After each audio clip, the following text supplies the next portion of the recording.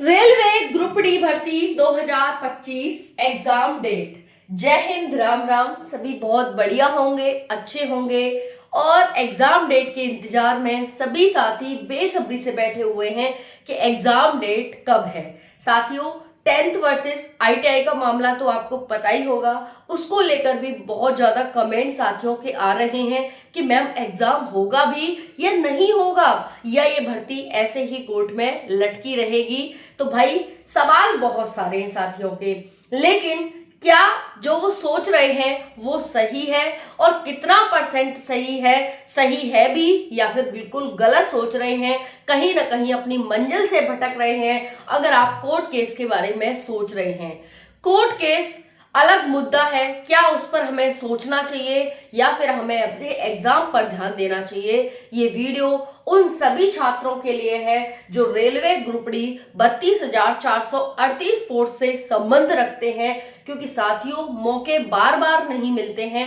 पहली बात। दूसरी बात है साथियों, ऐसे मौके दोबारा नहीं आएगा, ये भी ध्यान रखना।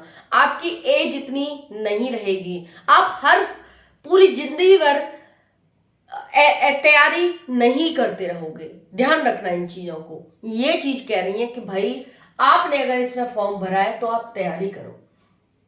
चलिए साथियों, जानते हैं रेलवे ग्रुप डी भर्ती के बारे में क्या है खास।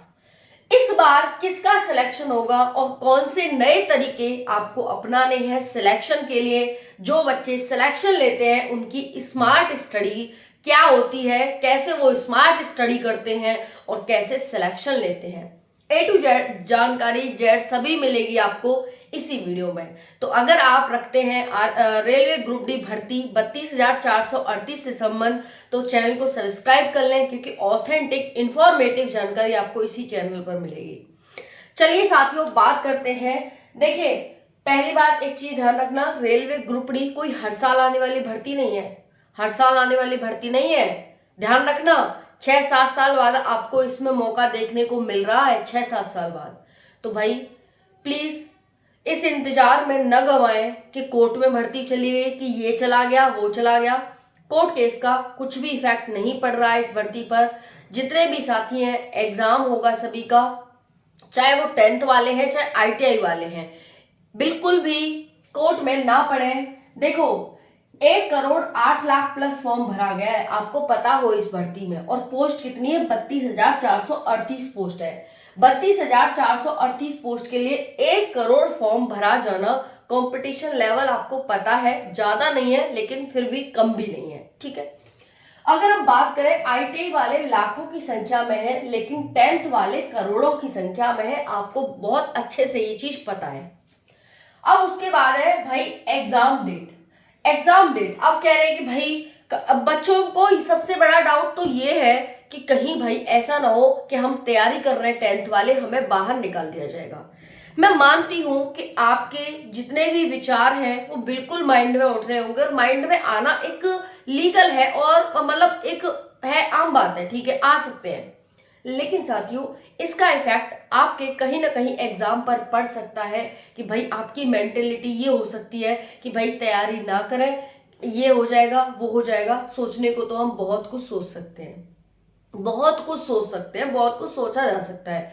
तो आप इस चीज में न सोच करके उसके लिए हमको छोड़े, हम सोच रहे हैं उसके बारे में, कोर्ट केस में क्या होगा, कैसे आपके लिए लड़ना है, कैसे आपके लिए क्या करना है। बस आप अपनी तैयारी पर, आप अपनी पढ़ाई पर फोकस करें, इस चीज पर ना करें कि कोर्ट में चली गई, होगा नहीं होगा, किसे बाहर करेंगे किसे अंदर करेंगे।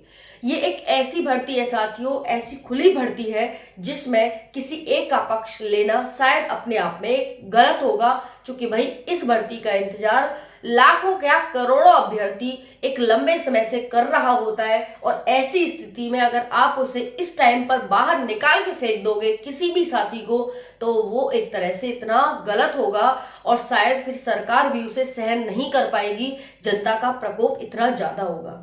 साथियों, जो पिछली भर्तियों में 10th और आईटीआई वाले लगे हैं, 10th वाले जो बच्चा लगा है, क्या वो नौकरी नहीं कर रहा है? क्या वो वहां पर काम नहीं कर पा रहा है? क्या किसी को जॉब लगने के बाद बाहर निकाला गया है? नहीं निकाला गया, सब अच्छे से काम कर रहे हैं। ऐसा कोई रीजन नहीं है कि नहीं भाई इस काम को ITI वाला ही करेगा, 10th वाला नहीं कर सकता, ऐसा कोई रीजन ही नहीं है। तो भाई ये बताओ निकालेगा कौन आपको, 10th वालों को, है ना? कोई नहीं निकाल रहा। तो बिल्कुल तैयारी में लगे रहे। आप सभी को सारा रीजन बता दिया, पूरी कहानी बता दी। अब आपको यहाँ पर बिल्कुल परेशान नहीं होना है। एग्जाम डेट कब है उसकी भी चलो देख लेते हैं। इतना कम समय, तैयार हो जाओ। कम समय आपके लिए, ये चीज ध्यान रखना, तैयार रहो बिल्कुल एकदम, है ना? क्योंकि भाई कहूंगी बार बार मौके नहीं मिलते हैं, एक बार जहां लगा दो। कंपटीशन तो आपको पता ही है, एक सीट तो है नहीं कि भाई एक सीट है, एक बच्चा है, उसी में बैठना है उसको, वो तो बात है नहीं। आपको अपने पीछे तो करना होगा बच्चों को, है ना? और उतना करना होगा कि भाई आपको वो क्यों चुने, क्योंकि आप सबसे बेहतर हैं, इसलिए इसने आपको, ठीक है? कम समय वर्सेस बेहतर तैयारी। अब देखिए समय आपके पास कम है और इसमें आपको बेहतर तैयारी करनी है। कैसे करेंगे? टाइम मैनेजमेंट के थ्रू। तो जो बच्चे टॉप करते हैं, जो बच्चे अच्छे मार्क्स लाते हैं, एक ही बार में सिलेक्शन होता है, उनकी होती है स्मार्ट स्टडी। स्मार्ट स्टडी का एक बेस्ट फॉर्मूला है, तो ध्यान से लिख लो, सुन लो, जो भी कर लो। सबसे पहले क्या करना होता है साथियों, आपको PYQs निकालने होते हैं कि भाई रेलवे ग्रुप डी की भर्ती है, ठीक है? अब इसमें जिस भी पोस्ट के लिए आपने डाला होगा देख लेना, उसके आपको PYQs पढ़ने हैं। PYQ का लिंक मैं वीडियो के डिस्क्रिप्शन में दे रही हूँ। प्रीवियस ईयर के सारे PYQ मिल जाएंगे आपको, सारे क्वेश्चंस मिल जाएंगे। PYQ का मतलब होता है प्रीवियस ईयर क्वेश्चंस, ठीक है? तो जो पिछली बार आए हुए हैं, कैसे क्वेश्चन पूछता है, कैसे उसे सॉल्व करना है ट्रिक के माध्यम से, कैसे क्या करना है, आपको ये चीज इससे आएगी PYQ से, ठीक है? तो सबसे पहला है PYQ। दूसरा है साथियों अपना सिलेबस देखो। आप PYQ देखो किस तरीका से आप सॉल्व नहीं कर पा रहे, कर भी नहीं पाओगे भाई, अभी आप पहली बार देख रहे हो, देख लिया, ठीक है? अब उसके बाद सिलेबस लाओ। सिलेबस भी हो सकता है आपकी समझ में नहीं आया होगा, उसे समझने की कोशिश करो, डेली पढ़ो, समझ आ जाएगा, ठीक है? धीरे धीरे ये समझ आएगा, फिर उसके बाद ये होगा। साथियों कभी भी हमें ये नहीं सोचना चाहिए कि भाई मेरे लिए इतना समय इनफ है। ये कंपटीशन है, इसमें जितना ज्यादा समय मिल जाए आपको, जितना ज्यादा आप पढ़ सको, उतना आपके लिए बेहतर होता है। ये चीज ध्यान रखना, ठीक है? तो भाई क्या है, सिलेबस देख लिया। अब आपको टाइम टेबल बनाना है साथियों। टाइम टेबल बना लिया, बुक वगैरह सब कुछ खरीद ली, टाइम टेबल बना लिया, और अब उस टाइम टेबल को अपनी टेबल के आगे आपने लगा लिया कि मेरे को, मान लो आपने 6 घंटे का ही टाइम टेबल बनाया, तो वो 6 घंटे में आपको अपने टॉपिक कंप्लीट करने हैं। और 2 घंटा, मैं कह रही हूँ 2 नहीं तो 1 घंटा, 7 घंटा पढ़ो दिन में, ज्यादा मत पढ़ो, 7 घंटा। उसमें आपको 1 घंटे में रिवीजन करना है, जो भी आपने पढ़ा है उसमें रिवीजन करना है। बस आपको ये चीज करनी है। और संडे को जितने भी पूरे हफ्ते पढ़ा है उसका रिवीजन करो। इस तरह से एक हफ्ते पर 15 दिन पर रिवीजन नोट्स बहुत बनाना जरूरी है, और ये टाइम टेबल में ऐड करना जरूरी है कि 10 दिन पहले मेरे 8 दिन में, फिर 15 दिन के नोट्स, फिर 1 महीने के नोट्स मेरे को रिवाइज करने ही करने हैं। ये हो गई बेस्ट स्टडी, जो बच्चे टॉप करते हैं उनकी स्टडी ये होती है। 1 महीने तक आपका एग्जाम चलने वाला है, कोई छोटा मोटा एग्जाम है नहीं, 1 करोड़ बच्चे का है। और यहाँ पर मान लेते हैं बहुत बच्चे सेलेक्ट भी हो जाएंगे, क्योंकि ग्रुप ये हो गई आपकी ग्रेजुएट लेवल की हो गई, अंडर ग्रेजुएट की डेट आएगी उसकी हो गई, और भी बहुत सारी भर्तियां उनमें सिलेक्ट हो जाएंगे। फिर भी साथियों है तो कम से कम 1 करोड़ के आसपास ही बच्चे मान लेते हैं, ये बहुत बड़ा आंकड़ा ये, है ना? अगर हम बात करें साथियों पोस्ट इंक्रीमेंट की, कि भाई 32,438 पोस्ट, इतने दिन बाद भर्ती का आना और इतनी सी कम पोस्ट, तो साथियों पोस्ट बढ़ने के चांसेस है, लेकिन आप सभी अभी इतनी ही पोस्ट मानकर चलो, पोस्ट बढ़ेंगी तो आपको बताया जाएगा, बढ़ने के पूरे चांसेस यहाँ पर दिखाई दे रहे हैं, ठीक है? पर अभी इतनी ही पोस्ट है, ये ध्यान रखना।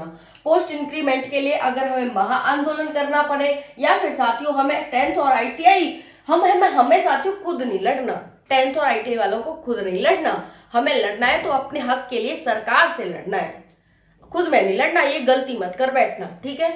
तो साथियों आपको पोस्ट इंक्रीमेंट देखने को मिल जाएंगी, इसको लेकर परेशान ना हो। अब है साथियों 10th वर्सेस ITI की लड़ाई चल रही है। अब आपका आगे तैयारी करनी है और कुछ नहीं करना है, तो अब क्या करें? तैयारी करो भाई, कुछ मत करो। एक दूसरे से लड़ना तो है ही नहीं, जो सरकार चाह रही है वो तो हमें करना ही नहीं है। क्या कहीं लड़ा कर मारे, भर्ती को लटा दे, पोस्ट भी भरी पाए, उन्हें नौकरी भी देनी पड़े, और आप भी लड़कर मर जाओ, और सरकार अच्छी भली बनी रहे और आपका नुकसान हो जाए, वो चीज मत करिएगा, ठीक है? जीएस 20 क्वेश्चन, रीजनिंग 30, मैथ 25 और साइंस 20।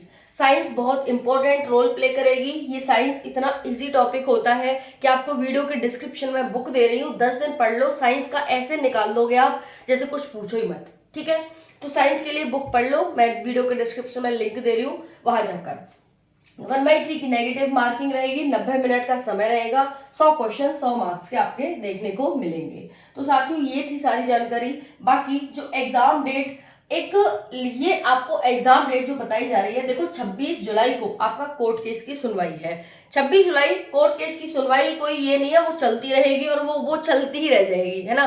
कोई फाइनल डिसीजन नहीं आना है। आप सोच रहे हो 26 जुलाई को फाइनल डिसीजन आ जाएगा, उसका कुछ भी नहीं आना है। ठीक है, बाकी कोर्ट केस को अलग डालो, उस पर कहते हैं कि उसे दो भूवर में, है ना, उसे जाने दो भार में, उसका कुछ इफेक्ट नहीं पड़ रहा है इस पर। आपकी जो वो है एग्जाम डेट, एक संभावित एग्जाम डेट है जुलाई। अगर जुलाई में हो गया तो ठीक है, नहीं फिर एसएससी के एग्जाम शुरू हो जाएंगे और फिर आपको एक अच्छा समय यहाँ पर मिल जाएगा।